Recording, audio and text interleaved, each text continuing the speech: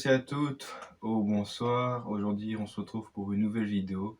Et là, qu'est-ce que c'est bon? C'est le 50e épisode de ma chaîne. Alors, techniquement, non, c'est ma 55e. Mais là, j'ai une surprise pour vous pour marquer le coup. Parce qu'au niveau des critiques, qu'il y avait rétro-critiques et les critiques, et bah, regardez ce qui va se passer. Regardez ça, c'est pas beau. Et voilà, comme vous pouvez voir. Oh. Et voilà, comme vous pouvez le voir, voilà, c'est ça la surprise, hein, c'était depuis le début. Voilà, c'était vraiment un nouveau matériel. Je suis très fier de moi parce que c'est vraiment super beau et j'ai hâte de voir ce que ça va rentrer en vidéo parce que c'est la première fois que j'utilise un micro. Donc j'espère que vous m'entendez bien. Et aussi c'est la première fois que j'utilise un fond vert, donc j'espère que l'image que j'ai mise, de ma chambre bien sûr, sera bien mis à fond. Et du coup je me suis vraiment investi, enfin merci à mes parents pour tout ça, c'est voilà, c'est vraiment pour vous, hein, pour vous me remercier de tous les gens qui me suivent, etc. Donc c'est vraiment très bien et en plus je suis optimiste et j'ai vraiment envie de continuer à produire d'autres vidéos parce que là c'est vraiment trop bien. Voilà, donc c'était une petite minute voilà, de présentation de tout ça. Bon. Aujourd'hui on se retrouve pour une vidéo sur le film Spider-Man Across the Universe. Voilà. Alors du coup c'est un film que j'attendais avec impatience puisque j'avais vu le premier, c'était il y a plusieurs mois de cela. Parce que j'ai jamais vu les Spider-Man de Miles Morales et donc du coup j'avais dit tiens pourquoi pas aller voir ce film et franchement c'est un pur chef-d'œuvre. Allez voir ce film, c'est vraiment une tuerie, c'est un truc de malade. Alors pour résumer le film, ça suit les aventures de Miles quand il s'est fait mordre par une araignée, justement dans le premier film. Et en fait, là à la fin du 1, en fait il y a Gwen d'une autre dimension qui vient le chercher pour qu'il parcourt d'autres univers. Et là, dans le 2, on suit les aventures du 1. Alors il n'y a pas vraiment de résumé puisque en fait, à un moment, comme on voit dans la bonne annonce, t'as Miles qui va aller dans un univers, il n'est pas convié, puis après il se fait rattraper par la police en quelque sorte de tous les univers et en final il est pourchassé parce qu'il est un bug dans le système, etc. Ça c'est ce que la bande annonce présente et justement c'est ce qui est montré dans le film, mais il n'y a pas que ça. Mais je vais pas rentrer dans les spoils pour le moment puisque là c'est un peu le résumé, donc pour vous dire que si vous êtes vraiment fan des films d'animation comme ça, vous allez vraiment aimer le film, je vous le dis. Ça c'était un peu un résumé plus global puisque là voilà j'ai détaillé un petit peu comme ça. Maintenant on va partir dans la partie spoil où là maintenant je dis ce que je pense. Donc là on se retrouve pour la partie spoil où là j'explique à peu près ce que j'en pense du film. Alors qu'est-ce que j'en pense? Pour moi c'est un très très beau film parce que franchement au niveau décor, niveau animation, niveau cara design, etc. c'est vraiment très bien fait et encore mieux c'est vraiment très bien animé, très bien poussé, c'est ça qui est vraiment mis en avant, c'est vraiment la beauté du dessin. Et ce qui rend fou c'est qu'il y aura une suite parce que là pour le coup ça partie spoil donc là je vous le dis, mais il y aura une suite à ce film là et ça va être dingue puisque franchement ça fait un peu comme comment dire, un peu comme dans le film Avengers Infinity War où ça finissait sans bouche bée quoi. Et là pour le coup c'est pareil, là pour le coup moi je suis vraiment bouche bée parce que je suis vraiment sur le cul parce que j'adore avec impatience. Alors j'ai vu les dates et j'ai vu que le premier est sorti en 2018 et là le deuxième est sorti cette année-ci et là le troisième va sortir l'année prochaine. Donc en fait je pense que pendant 5 ans ils ont fait 2 films en même temps et je me dis tant mieux parce que je me dis si on doit attendre encore 5 ans j'aurais plus de cheveux quoi. Bref, et du coup pour revenir à ce film, franchement j'ai bien aimé cette direction artistique. On repousse encore les pouvoirs de Miles, on va vraiment plus en avant, plus en profondeur des personnages, etc. Et en plus c'est un peu comme un Death Note puisque à chaque fois que le personnage fait quelque chose on revient dans le film du 1 pour montrer qu'à chaque fois qu'il fait quelque chose il est c'est un peu embêté parce que il a un problème c'est un détail dans l'histoire dans le sens que dans le premier il s'est fait mordre, etc. Puis il s'est attaqué par le caïd et après il y a plusieurs Spider-Man qui se développent et là dans 2 c'est pareil, en fait normalement il devait pas se faire mordre par l'araignée et du coup il y a une police qui va le rattraper, etc. Puis il va se faire face à son ennemi juré qui est la Tâche qui lui justement explique ce qui s'est passé dans 1 et c'est un truc de mal mental parce que ce qui s'est passé dans 1 on voyait pas venir quand il attaquait un bête scientifique, on pensait que c'était juste un bête ennemi, enfin non quoi. Et ce qui est fou, c'est que les personnages ça fait depuis le début. Alors c'est un peu un point négatif parce que si ça allait depuis le début, alors pourquoi dans le 1 ils sont venus le voir, etc. Donc c'était un peu bizarre. Mais à mon avis, je pense que c'était vraiment bien fait. Peut-être le point négatif, c'est les enjeux du méchant parce que ok il veut l'attraper parce qu'il a tout pris, etc. Mais de ce qu'on sait un peu de lui, c'est juste qu'il s'est fait attaquer par Spider-Man parce qu'il a créé une araignée qui s'est enfuie dans une autre dimension, donc normalement c'est lui qui devait se faire mordre. Et après quand il est revenu dans la dimension de Miles, apparemment ce qui se passe c'est que Miles il a eu l'araignée et donc lui je pense qu'il s'est téléporté. Parce que c'est pas logique que le scientifique rencontre Miles dans sa dimension, etc. Et à la fin, du coup, il commence à créer un antidote pour justement, je pense, recréer l'araignée. Sauf que, comme à la fin du 1, il a détruit l'usine du Caïd, du coup, l'usine a explosé avec le produit comme Hulk. Et donc, du coup, il se transforme en tâche. Et son but, c'est rattraper Spider-Man pour dire enculé, va quoi. Et le truc, c'est qu'après, il va retrouver Spider-Man. Et puis après, il s'attaque. Bon, au début, je pensais que c'était un bête méchant. Mais c'est bizarre parce que le chara-design de la tâche, je pensais que c'était Mister Négatif. Parce qu'il avait un peu ce côté-là. Et enfin, non, c'est juste la tâche. Et justement, quand tu voyais le méchant se dérouler, etc., à un moment, tu le voyais partir. Et en fait, au final, c'était un vrai méchant. Et ça, c'est fou parce que au début, je pensais que c'était un bête méchant comme ça. Et enfin, non, c'était un vrai méchant. Et à la fin, quand il devient vraiment ultime, un peu l'omniscient qui attaque Miles, et du coup, ça justifie pourquoi Miles est devenu un bug, puisque il s'est fait mordre par quelque chose qui ne devait pas être mordu, et c'est pour ça qu'il s'est attrapé. Et ça, ce qui est fort, c'est un peu comme dans Iron Man 3 avec je sais plus le mec le rôdeur, je crois. Justement, dans Iron Man 3, dans la bande-annonce on montrait que c'est lui le méchant, sauf que quand on voyait le film, c'était pas lui le méchant, c'était un autre, c'était un sous-entendu. Bon, après il y a la blague dans Thor 4, on retrouve des années après, mais bon, voilà, je crois que c'est Samaritain, voilà. Mais là, dans ce film-là, c'est pareil. Dans la bande-annonce, on a l'impression que c'était Miguel, là, le mec avec ses qui voulait attraper Spider-Man, sauf que non, dans le film le vrai méchant c'est la tâche. Alors ce qui est fort dans ce film là, c'est que pendant tout le long du film, certes la tâche est bien présente, mais en fait on le montre pas assez. Enfin, on va dire que à un moment il disparaît, puis c'est à la toute fin du film qu'il réapparaît, mais pendant tout ce temps là t'as Miles qui va aller dans les univers. Et ça, ce qui est bien, c'est qu'on a pris le temps d'expliquer les univers. Et moi qui pendant longtemps était en train de se plaindre qu'on n'arrivait pas à vraiment prendre le temps de détailler les univers, que c'était tout condensé dans un film, comme j'avais vu pour Ant-Man où on voulait tout mettre, etc. Et là c'était un peu comme j'ai vu pour le film les Trois Mousquetaires, où pareil, là on prenait film par film. Et ça c'est bien parce qu'à la fin quand il y avait Toby Continued, moi j'étais en mode yes, je veux voir la suite quoi, je suis impatient quoi.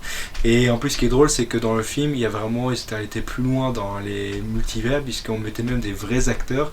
Et moi ce qui m'a fait rire, c'est qu'à un moment on voyait l'oncle Ben et tout qui était mort, parce que c'était vraiment tous les Spider-Man suivent la même lignée quoi. Et ce qui est intéressant, c'est qu'il y avait ceux qui deviennent gentils, d'autres méchants. Et moi, ce que j'ai aimé, c'est aussi la panoplie des Spider-Man que je connais pas. Et j'ai un peu refait des recherches à la fin du 1. Et en fait, il y a des Spider-Man qui ont été créés pour le film et d'autres pas. Donc c'est vraiment très intéressant. Mais ce que je trouvais ça cool, c'est que vraiment, il y a un putain de bon univers de Spider-Man. Et moi, ce que je m'aimais, c'est quand t'as la tâche qui va d'univers en univers. Et à un moment, il va dans l'univers de Venom, justement. Et ils prennent des pastilles Venom, donc ça c'est drôle. Et aussi ce qui est drôle, c'est voilà, quand tu voyais Toby, là, le tout premier film Spider-Man qui voit son oncle Ben décédé, tu le vois dans le film, à un moment il y avait des images souvenirs, et ça je trouvais ça trop fort. Et moi ce qui est cool, c'est qu'en plus à la fin quand il y avait marqué Toby Continued, Toby quoi, c'est marrant. Et en plus il y avait plein aussi d'acteurs, genre il y avait aussi le Spider-Man Amazing, où il y a Spidey qui perd Gwen, etc. quoi. Donc c'était vraiment très très très cool, j'ai vraiment bien adoré, et puis c'était cool de revoir tous les anciens personnages. Et Gwen est toujours bien écrit, tout ça, donc ça, il n'y a pas de souci. Et juste, point négatif, c'est la VF de Gwen. Je trouvais que c'était en dehors du personnage, dans le sens que des fois, tu le sentais qu'il parlait devant un micro, qui n'était pas à fond dans le personnage. Donc il y a un peu cette VF de temps en temps au début, où c'est un peu chiant, mais bon, c'est pas grave. Le reste était cool, et puis il y a des bonnes VF aussi, ça j'ai bien aimé. Et puis voilà, puis après, c'était marrant, t'avais le Peter qu'on voyait adulte, qui a un enfant, et à un moment, quand il essaie de sauver un enfant, etc., t'as un punk Spider-Man qui vient dans l'équipe, et à la fin quand il voit la fille de Peter adulte qui fait des conneries, t'as le punk qui dit ah oui, elle chie sur les institutions, elle c'est déjà un rebelle, une anarchiste. ça c'était vraiment très drôle. Et en plus oui, c'est grâce à lui qu'après il y a pu aider Gwen. Et ce que je trouvais ça fort, c'est qu'à un moment quand tu as Miles qui veut revenir dans sa terre d'origine parce qu'il en avait marre, qu'il comprend le destin, etc.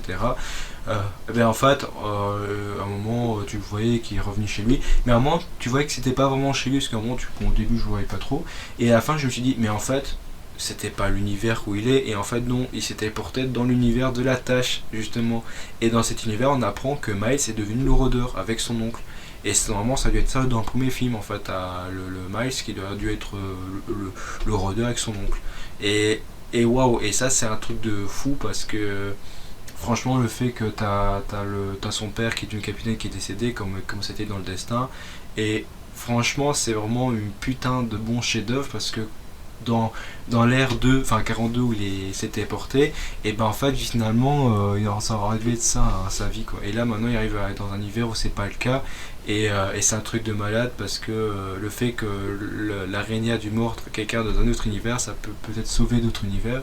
Et ce que je trouve ouf, c'est que Miles doit faire des choix. Et moi ce que j'ai beaucoup aimé c'est ça, c'est vraiment la patte artistique de plein. Franchement, quand il y avait par exemple des scènes, ce que j'ai aimé, c'est Gwen qui part avec son père.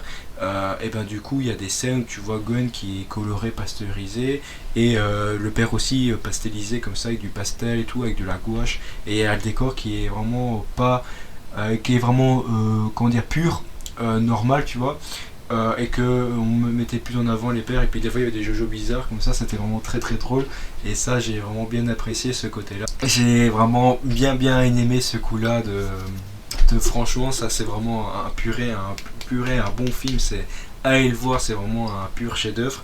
Et voilà, donc j'ai bien apprécié ça, puis oui, puis après voilà, c'était aussi au niveau du film, de la musique aussi. Bon, la musique ça va, c'est le rap, donc on n'a pas buté, mais ça c'est moins percutant que Creed par exemple.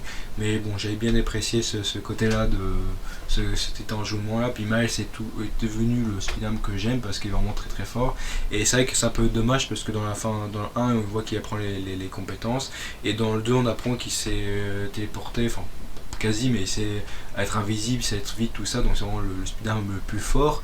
Mais ce qui est dommage, c'est qu'ils mettent pas, oui, ils le disent, mais ils mettent pas un petit rappel, parce qu'en fait, de ce que j'ai compris, c'est qu'en fait, il faut jouer aux jeux vidéo sur PS4 avant de voir le film. Mais c'est un peu dommage, parce que ceux qui n'ont pas joué au jeu, ben, ils sont un peu perdus, mais bon, suite à ça, c'est pas bien grave, quoi.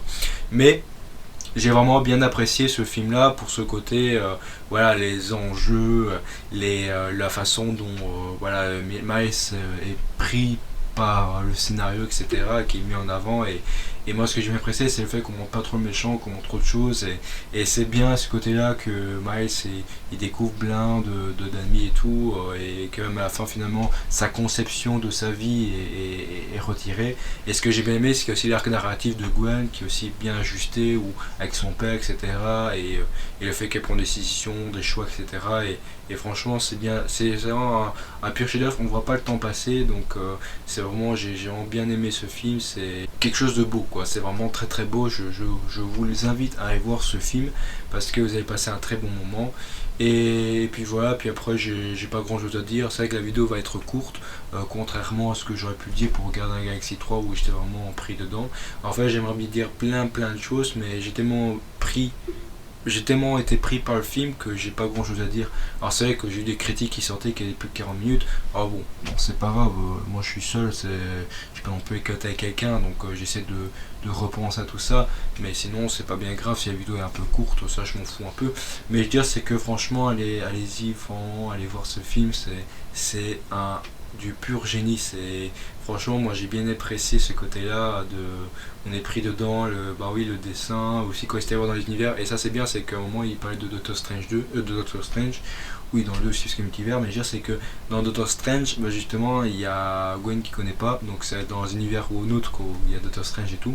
Et justement moi je trouve que dans ce film là c'est mieux écrit et défini les univers que dans Doctor Strange. Alors c'est que dans la fin de Doctor Strange 2 il y aura le coup du multivers, et enfin il est déjà présent, mais là dans la fin du 2 sera plus, c'est un peu comme dans la fin du Spider-Man, il y aura une fille qui va le rejoindre et tout. Donc je crois que dans la fin du Doctor Strange 2 c'était sa cousine, etc., ou sa fille, je sais plus.